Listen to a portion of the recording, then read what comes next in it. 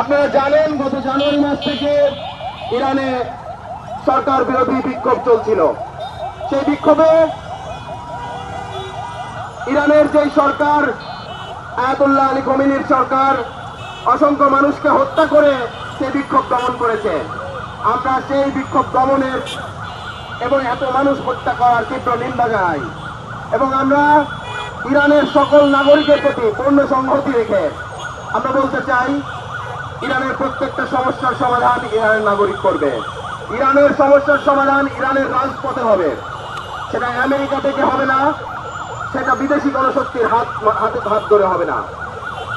বন্ধুগণ, আমরা দেশে দেশে এই মার্কিন সাম্রাজ্যবাদের যে আগ্রাসন, সেই আগ্রাসনের বিরুদ্ধে আপনাদের সামনে স্পষ্ট ভাষায় উচ্চারণ করতে চাই যে মার্কিন সাম্রাজ্যবাদ বেশি দিন টিকবে না।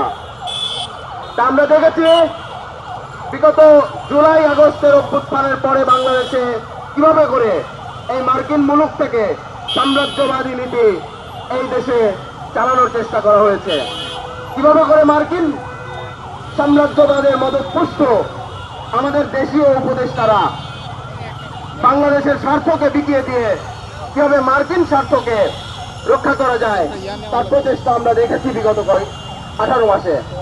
বন্ধুগণ, আমরা একই সাথে বলতে চাই, বাংলাদেশের পররাষ্ট্র দপ্তর থেকে যে বিজ্ঞপ্তি দেওয়া হয়েছে, সেই বিজ্ঞপ্তিতে বলা হয়েছে ইরান যে আমেরিকার বেশ কয়েকটি ঘাঁটিতে আক্রমণ করেছে, সেই আক্রমণের নিন্দা করেছে বাংলাদেশের পররাষ্ট্র মন্ত্রণালয়। একই সাথে উভয় পক্ষকে সমঝোতার জন্য বাংলাদেশের পররাষ্ট্র মন্ত্রণালয় থেকে আহ্বান করা হয়েছে।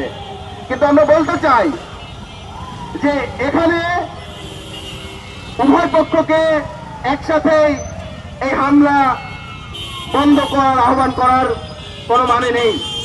এখানে হামলা করেছে স্পষ্টত বহিঃশত্রু হিসেবে আমেরিকা এবং ইসরায়েল। সেখানে ইরান প্রথমে কোনোভাবেই হামলা করেনি। ফলে বাংলাদেশের পররাষ্ট্র দপ্তরের যেই বক্তব্য, সেই বক্তব্যকে আমরা পক্ষপাতদুষ্ট মনে করি এবং আমেরিকান সাম্রাজ্যবাদ নীতির মদতপুষ্ট মনে করি।